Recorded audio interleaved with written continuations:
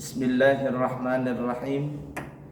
Assalamualaikum warahmatullahi wabarakatuh. Alhamdulillahi rabbil alamin. Allahumma fasalli wa sallim ala sayyidina wa nabiyyina wa maulana Muhammadin wa ala alihi wa sahbihi ajma'in. Amma ba'du. Alhamdulillahirabbil alamin. Kita sekarang berada di ujung daripada bulan suci Ramadan.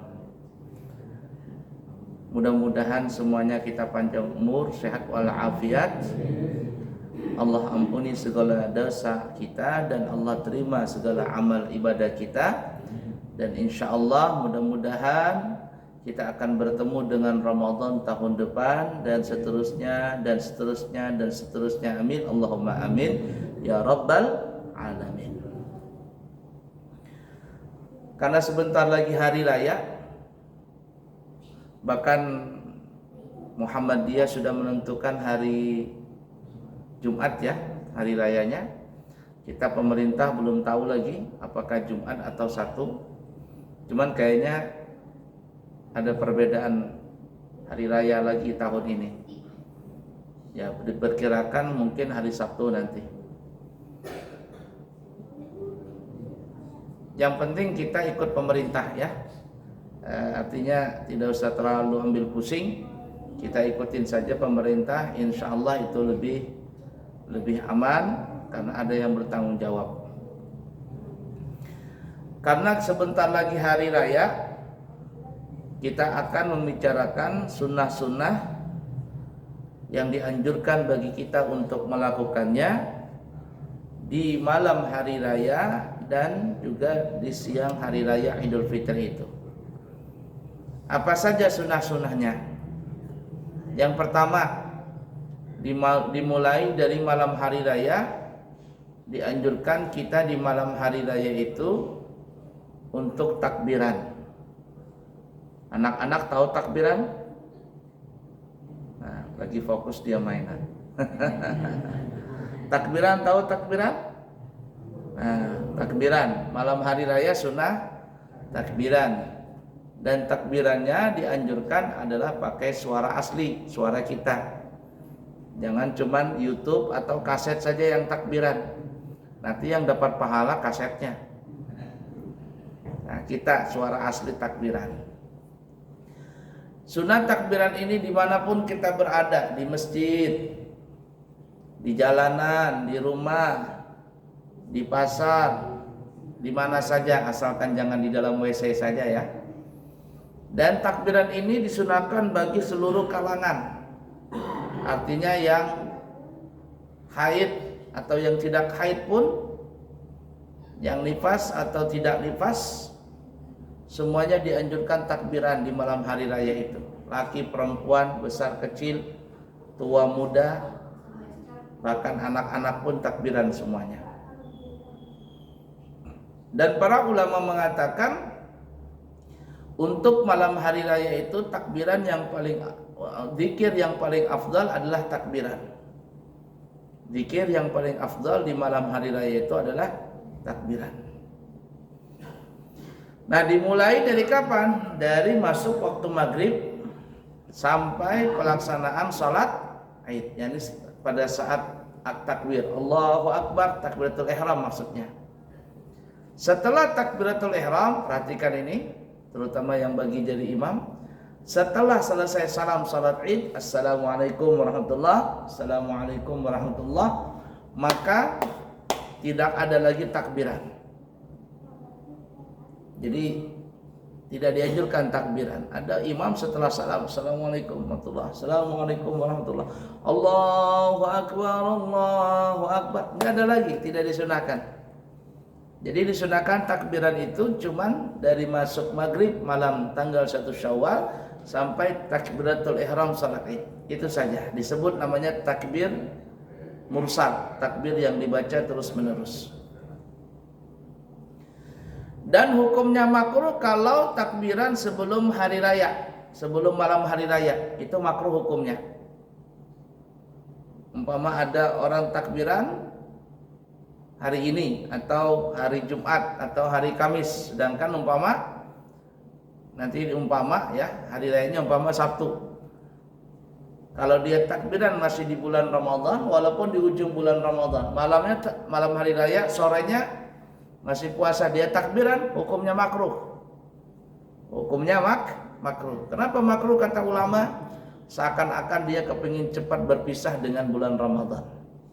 Padahal kalau seandainya kita dibukakan hijab oleh Allah Subhanahu wa taala tentang bagaimana itu keberkahan bulan Ramadan, tentunya kita mengharap bahwa 1 tahun semuanya itu adalah bulan suci Ramadan. Nah, jadi yang pertama adalah takbiran. Kemudian yang kedua, menghidupkan malam hari raya tersebut dengan ibadah. Bukan dengan obor, tapi dengan ibadah. Dan kata ulama, sekurang-kurangnya orang itu dikatakan menghidupkan malam hari raya dengan ibadah adalah dia melaksanakan salat isya dan salat subuh dengan berjamaah. Jadi Bapak Ibu, salat isya dan subuh ini tidak boleh ditinggalkan. Maksudnya tidak boleh tidak berjamaah. Karena orang munafik itu paling berat 2 salat ini, salat isya dan salat subuh. Dan juga disebutkan dalam riwayat hadis Bukhari tentang fadilah daripada salat isya dan subuh, man shalal isya bil jamaah fa ka'annama dhama nisfal laili. Siapa yang salat isya dengan berjamaah, maka dia mendapatkan pahala seperti orang yang beribadah separuh malam. Jadi kalau tadi malam kita salat isya berjamaah, itu seperti kita beribadah dari maghrib sampai jam 12 malam. Wa man shalla subha bil jamaah fa ka'annama qama laila kullah. Siapa yang salat subuh dengan berjamaah, maka dia seakan-akan beribadah 1 malam suntuk, dari maghrib sampai subuh beribadah. Nilai pahalanya seperti itu. Nah, oleh karena itu kata ulama, dianjurkan di malam hari raya kita beribadah, menghidupkan itu malam itu dengan ibadah, dan sekurang-kurangnya orang itu dinamakan menghidupkan malam hari raya dengan ibadah adalah salat isya berjamaah dan juga salat subuh berjamaah. Mudah dipaham kira-kira ya? Kemudian yang ketiga, disunahkan kita untuk mengucapkan tahniyah. Tahniyah itu bahasa kitanya adalah selamat Idul Fitri. Nah, kalau sebelum malam Lebaran itu hukumnya makruh untuk menyebutkan selamat Idul Fitri itu. Dan juga sebaiknya kalau bisa spanduk-spanduk ucapan selamat Lebaran itu jangan dipasang di masih bulan Ramadan. Dipasangnya itu ya sekurang-kurangnya ya malam hari raya. Kalau memang kesibukan ya sore lah dipasang. Jangan sebelumnya, 1 minggu sebelum Lebaran sudah bertebaran ucapan selamat hari raya. Ya, itu tidak dianjurkan. Mengucapkan tahniyah itu adalah dimulai dari malam hari raya tadi.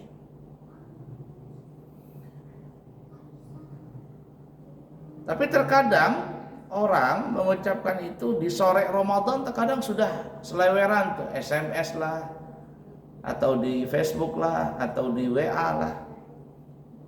Bahkan keluarlah kata-kata yang bijak-bijak dengan pantun sajak lah apa begitu ya. Ketika mulut tidak lagi bisa berbicara, ketika kaki tidak bisa lagi melangkah, ketika tangan tidak bisa berjabat tangan, ketika tangan tidak bisa berjabatan, maka segeralah bawa ke rumah sakit, karena itu gejala stroke. Kan seperti itu ya. Pokoknya kata-katanya macam-macam lah ya. Subhanallah. Kalau zaman dulu tahun 90-an mungkin masih ingat ya, kita lagi ramai mengucapkan selamat Lebaran dengan kartu lebaran. kartu lebaran, kemudian berpindah dengan CD kaset yang itu yang nggak berlaku dibikin seperti itu, lukisan dan sebagainya. Sekarang sudah pakai Facebook saja atau pakai WA grup, selesai sudah urusan. Ala kuliah. Bahkan sekarang lebih canggih lagi, orang mau undangan kawinan atau apa cuman dipakai WA, kemudian dibikin videonya, dibikin apa-apa, ucapannya bagus sekali sekarang, nggak repot. Begitu juga sekarang serba online. Saya juga punya membuka travel umrah di pesantren. Kalau ada orang tanya, Pak Kiai adakah brosurnya? Kata saya zaman sekarang nggak pakai brosurnya kayak dulu lagi. Kalau dulu kan bagi-bagi brosur begitu, sekarang nggak, kata saya. Nggak main begitu, itu kurang efektif dan buang-buang uang saja. Dibuang-buang kertas sembarangan. Sekarang kita main di Facebook, main di WA. Jadi kalau ada orang mau tanya, mana nomor Bapak? Baru kita kirim brosurnya lewat WA saja. Itu lebih praktis, lebih aman dan sebagainya. Baiklah ya, jadi mengucapkan tahniah di malam lebaran itu. Kemudian jangan lupa yang belum zakat fitrah wajib untuk zakat fitrah. Jangan tinggalkan zakat fitrah, karena ada sebagian maksudnya ada orang keasikan dagang. Itu saya punya jamaah itu asik dagang malam hari raya, itu kan ramai tuh orang obrolan. Saking asiknya lupa bayar zakat dia. Lupa bayar zakat. Nah itu keasikan itu, lupa kewajiban. Padahal hukumnya wajib bayar zakat fitrah itu. Baiklah ya, jadi yang ketiga mengucapkan tahniah tadi. Kemudian yang keempat, dianjurkan kita untuk mandi hari raya. Niatnya aku niat mandi hari raya Idul Fitri. Sunnah karena Allah Ta'ala. Mandinya seperti biasa, seperti halnya orang mandi junub. Dari ujung rambut sampai ujung kaki basah. Dan mandi hari raya ini disunahkan bagi seluruh kaum muslimin.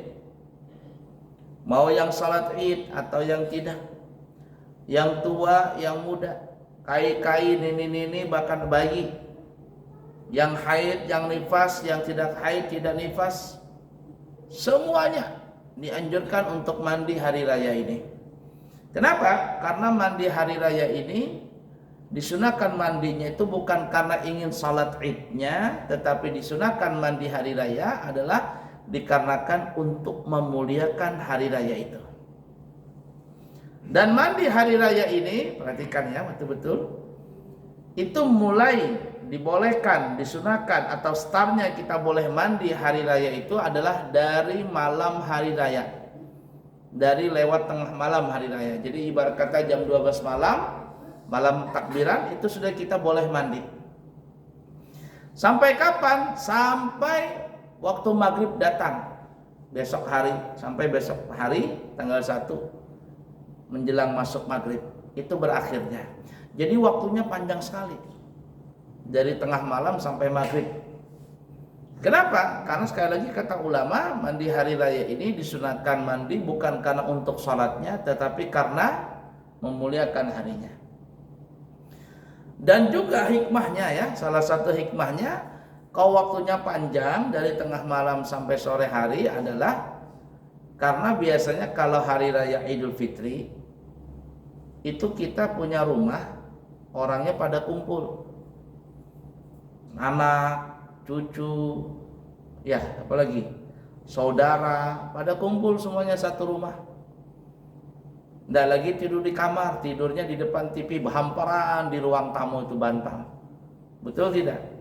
Dan itu sensasinya ketika lebaran. Orang tua senang ketemu cucunya, yang biasanya rumahnya bersih, ke rumah nang kayak kapal pecah. Ya, tahambur sana, tahambur sini, cucunya datang semua. Nah, kalau seandainya umpama di rumah itu ada 15 orang, kamar mandinya cuman ada 2. Kemudian mandinya setelah sholat subuh semuanya, nggak bakalan sholat id. Jangankan sholat id, sholat subuh aja nggak bakalan. Tapi karena waktunya panjang, kita aman. Ibu-ibu mungkin yang haid, aku nggak mau sholat, aku nggak sholat id katanya. Ya sudah, nanti mandinya setelah Sholat id nggak apa-apa. Setelah orang pulang dari sholat id atau setelah dia masak, manasin soto apa begitu, jam 10, jam 11 mandi, nggak apa-apa. Kayaknya neneknya mandi tengah malam, boleh. Saya ingat tuh mama saya itu, kalau malam lebaran beliau mandi tuh jam 4, jam 3 sudah mandi. Jam 4, jam 3 sudah mandi. Lalu saya disuruh sama mama, masih kecil saya kayak anak-anak begitu tuh. Muhid katanya, kata mama, bawakan sejadah mama. Duluan, sejadah mama bawakan ke masjid. Dulu Masjid Aswada, kan Masjid Aswada di perempuan di atas. Taruh di tiang di sini ya, kata mama. Ya ma, duluan saya naruh sejadah itu. Nanti mama setelah jam-jam setengah 7 atau jam berapa baru turun. Sejadah sudah duluan di masjid supaya nggak diambil tempat sama orang. Nah itu mandi ya, disunahkan mandi. Boleh nggak mandi pakai kembang? Boleh saja. Tapi kalau mandi pakai kembang itu jangan mandi kembang dulu baru dibilas, jangan, hilang baunya. Mandi kembang itu terakhir, sudah selesai mandi sabun semuanya baru mandi pakai kembang. Tapi biasanya mandi pakai kembang itu anak gadis yang umur 25. Kenapa? Nggak laku-laku. Supaya laku katanya mandi kembang. Ada begitu, saya lihat. Nggak apa-apa, boleh aja mandi kembang, nggak ada masalah ya, supaya harum. Kemudian apa lagi? Kemudian bebersih-bersih. Ya, kalau laki-laki ya rapi, jenggotnya rapi, kumisnya rapi, bulu ari-ari dipotong, kuku dipotong, rapi lah ya. Yang cantik, yang ganteng begitu. Apalagi pakai aksesoris. Kalau laki-laki pakai cincin, perempuan pakai cincin. Sunnah ya pakai cincin laki-laki. Apalagi mau pakai jam tangan boleh, pakai kupiah. Dan dianjurkan pakai baju yang paling terbaik menurut kita. Baju yang terbaik menurut siapa Bu? Menurut kita, bukan menurut orang lain. Nah terkadang, mohon maaf, ini biasanya perempuan. Kalau laki-laki mah bebarang aja jadi orang Banjar. Tapi terkadang perempuan tuh kalau pakai baju dia bukan kemauan dia. Dia mau pakai baju kalau orang bilang bagus dia pakai, walaupun terkadang itu tersiksa buat dia. Tahun 2000-an berapa gitu ada Ustadz apa itu, Ustadz Dasar Latika atau Ustadz Somad itu bilang ada namanya jilbab sakaratul maut. Tahu jilbab sakaratul maut sekarang nggak tren lagi. Itu leher tercekik. Wah, jarum pentul sana, jarum pentul sini. Sekarang tegang dikit kena jarum pentul. Leher itu tercekik. Makanya dinamakan kata Ustadz Somad jilbab sakaratul maut. Dia tersiksa dengan pakaian itu, tapi kata orang, ih bagus deh, cantik deh, dipakai itu pakaian tadi. Ini tersalah. Kita pakai baju itu adalah untuk kesenangan kita, bukan untuk kesenangan orang. Buat apa orang senang tapi kita tersiksa? Kita, yang penting kita dulu. Makanya kata ulama, di hari itu, hari raya itu dianjurkan pakai baju yang paling terbaik menurut kita, bukan menurut orang lain. Kita suka warna merah, pakai. Kalau orang, kamu gak cocok warna merah, biar aja, aku suka ke warna merah. Masa bodoh? Itu. Kita suka warna merah, suka pakai baju merah. Warna kuning, pakai baju warna kuning. Dan dianjurkan memang di hari raya itu pakai baju yang berwarna. Arti berwarna itu jangan pakai baju putih polos. Lain kalau Jumat kita pakai baju putih polos. Kalau hari raya baru kita pakai jas, pakai selendang, pakai sarung, BHS, gajah duduk. Ya, gajah teberangka kan gajah duduk gitu ya. Pakai yang bagus. Jangan lupa capnya dibuang. Karena dulu saya masih kecil, ingat saya masih kecil tuh, saya salat begitu. Ada orang lewat di depan saya, orang sudah mau salat, lagi tinggal berapa menit lagi mau sudah takbiratul ihram. Dia baru datang terlambat. Pakai sarungnya sarung apa itu yang kata orang begitu, sarung bodoh atau sarung apa namanya yang kayak mengkilat itu. Capnya nggak dibuang, lewat depan saya, kresek, la ilaha illallah. Tahu sarung baru, kayak kamu aja yang pakai sarung baru. Nah, dianjurkan yang paling baik. Kalau ada yang baru kata ulama, boleh pakai baju baru. Dan kalau bisa ada yang barulah pada saat itu. Apakah yang baru? Cincin kah, galung kah, atau apakah? Kalau nggak ada yang baru juga gimana? Ya sudah. Usahakan kalau bisa ada yang baru di badan kita itu. Kalau bisa, kalau nggak bisa ya nggak apa-apa. Tapi yang terpenting adalah pakaian yang terbaik menurut kita, bukan menurut orang lain. Baiklah ya, kemudian memakai parfum, pakai minyak harum. Bagi laki-laki pakai minyak harum. Sudahkan, jangan minyak harum yang murah, yang mahal, yang bagus maksudnya. Yang harumnya enak. Jangan minyak nyong-nyong dipakai. Kalau perempuan, perempuan tidak perlu pakai minyak harum. Perempuan tidak boleh pakai minyak harum. Bahkan cenderung haram ya kalau perempuan pakai minyak harum lewat di depan laki-laki yang bukan mahramnya, itu cenderung haram kata ulama.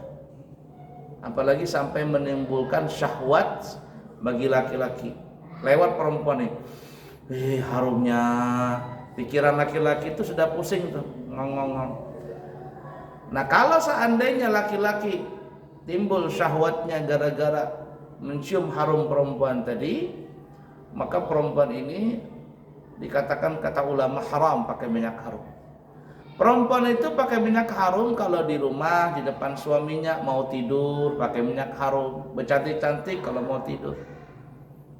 Tapi terkadang perempuan di sini, bukan di sini ya, di Banjar. Kalau di Banjar itu kalau pengantin baru pakai gelangnya banyak banget. Ya, pipinya merah, kuning, hijau. Bibirnya menor. Minyak harum yang kayak mau dimandikan. Itu kalau kondangan. Sehari ada 5 kondangan, 5 kali juga ganti baju dia. Tapi ketika tidur dengan suaminya pakai pupur dingin. Ketika suaminya mau mencium, kelimpanan mata suami. Tahu kelimpanan? Kena kelilipan. Kenapa? Pupur dinginnya rontok kena mata suami. Itu di Banjar masih ada pakai pupur dingin, maskernya. Kalau zaman sekarang kan dari Balikpapan nggak ada lagi pakai pupur dingin. Kalau di Banjar masih banyak pakai pupur dingin tuh, pupur beras, ya pupur beras. Nah, jadi pakai minyak harum bagi laki-laki, perempuan tidak usah. Kemudian setelah sholat subuh itu kita dianjurkan untuk makan dulu, makan atau minum, tapi tidak usah yang berat ya.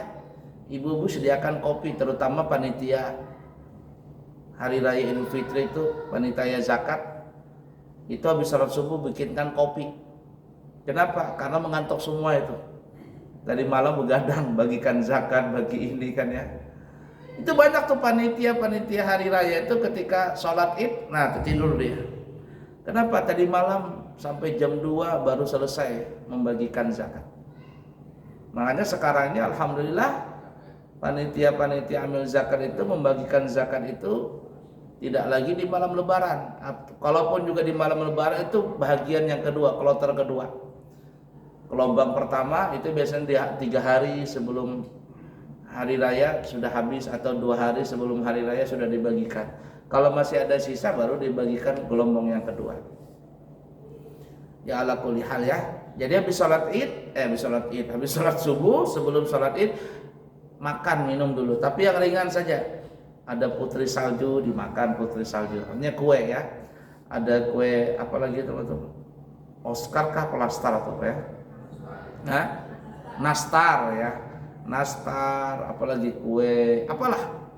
Ya, ngopi, ngeteh dulu. Jangan yang berat. Kalau yang gerak sampai soto ayam mengantuk nanti sholat Idnya. Nah, kenapa dianjurkan makan lebih dahulu sebelum berangkat sholat Id? Tujuannya adalah untuk membedakan. Kalau kemarin kita masih puasa, sekarang kita sudah Lebaran. Sekarang kita tidak puasa lagi. Nah, itu tujuannya. Dan yang paling afdal kata ulama adalah makan kurma. Makannya makan kurma. Beda kalau salat hari raya Idul Adha. Kalau salat hari raya Idul Adha itu setelah salat subuh kita tidak ada makan, tidak ada minum. Sunahnya tidak makan, tidak minum. Nanti pulang setelah dari salat Id hari raya Idul Adha baru kita makan minum. Tapi kalau Idul Fitri makan minum lebih dahulu. Tapi yang ringan-ringan saja ya. Nah, kemudian setelah selesai semuanya, sikat gigi, pakai baju yang baru dan semuanya yang paling baik menurut kita, pakai parfum, pakai aksesoris ya. Saya terus terang waktu kecil tuh ngelihat ya. Kalau hari raya itu saya senang ngelihat pak haji itu loh. Itu kalau sudah hari raya mereka tuh pakai pakaian gaya Arab. Pakai gamis, kemudian pakai surban yang warna merah, kemudian pakai igal, kata orang Arab igal. Tahu igal? Yang tali untuk ngikat kepala supaya surbannya nggak jatuh. Turun dari rumah gitu. Ngelihat sangat bagus kelihatannya pada hari raya itu. Pakai baju-baju yang bagus ya. Apalagi zaman sekarang, kalau zaman sekarang bajunya itu seragam. Hari raya 2 hari. Hari pertama umpama warnanya hijau apa lagi. Sekarang lagi tren warna apa itu namanya? Hijau telur asin ke apa namanya itu. Nah, lagi tren. Nanti hari kedua ganti baju seragam begitu. Ya Allah, boleh saja.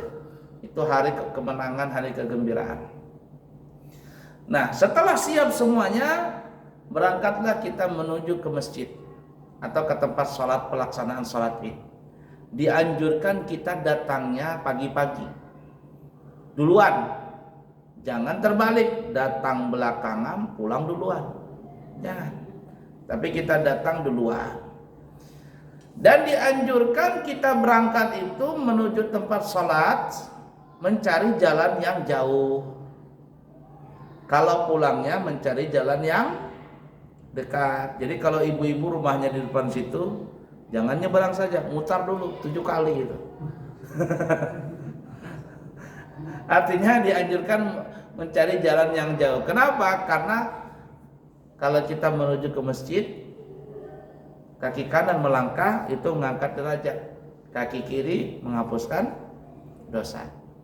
Nah, itu berangkatnya. Kalau pulang mencari jalan yang ringkas. Tapi terus terang kalau saya pribadi, berangkatnya jauh, pulangnya lebih jauh lagi. Pulangnya lebih lama. Kenapa? Karena terkadang habis sholat itu ada yang manggil, Pak Kiai mampir dulu selamatan, baca doa selamat lagi. Baru selesai doa selamat, Pak Kiai nanti mampir ya ke tempat rumah saya sebelah. Wah, jadi terkadang sampai 3 kali itu baru selamatan itu. Sampai pulang ke rumah kenyang sudah. Kata istri, makankah? Bagaimana? Makan, kenyang sudah. Sudah kenyang dibawain lagi ini kresek ini. Apa orang Jawa itu barakat. Subhanallah. Nah, ala kulli hal seperti itu ya. Kemudian ketika kita berangkat atau pulangnya, dianjurkan kita bersedekah. Jangan lupa kita bersedekah, berbagi kebahagiaan kepada orang-orang yang berhak untuk mendapatkannya. Kemudian selanjutnya di hari raya itu kita saling mengunjungi, saling bersilaturahim, saling memaafkan. Kalau bulan puasa kemarin kita itu banyak beribadah berkaitan kepada Allah Ta'ala, ya, minta maaf sama Allah. Nah, Idul Fitri ini kita saling maaf-maafan kepada sesama manusia, ya, terutama suami istri, orang tua dengan anak, dengan juga keluarga dan tetangga. Itu dianjurkan di hari raya itu. Kemudian jangan lupa setelah itu kita melaksanakan ibadah seperti halnya kita beribadah di bulan Ramadan, artinya sholat 5 waktu.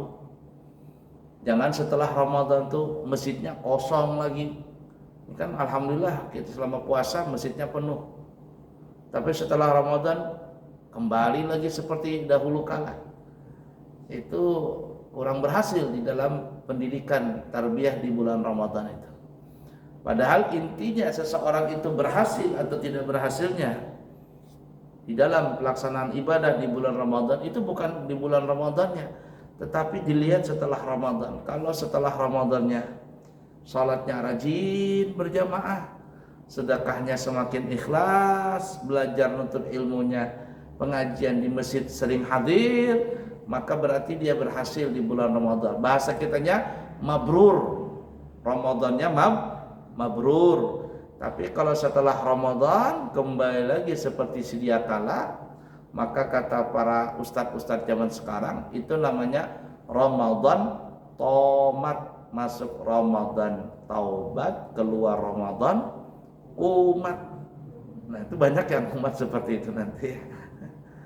Dan juga kalau ingin mengetahui yang mana orang Islam, yang mana orang beriman, maka lihat nanti pada saat sholat Jumatnya.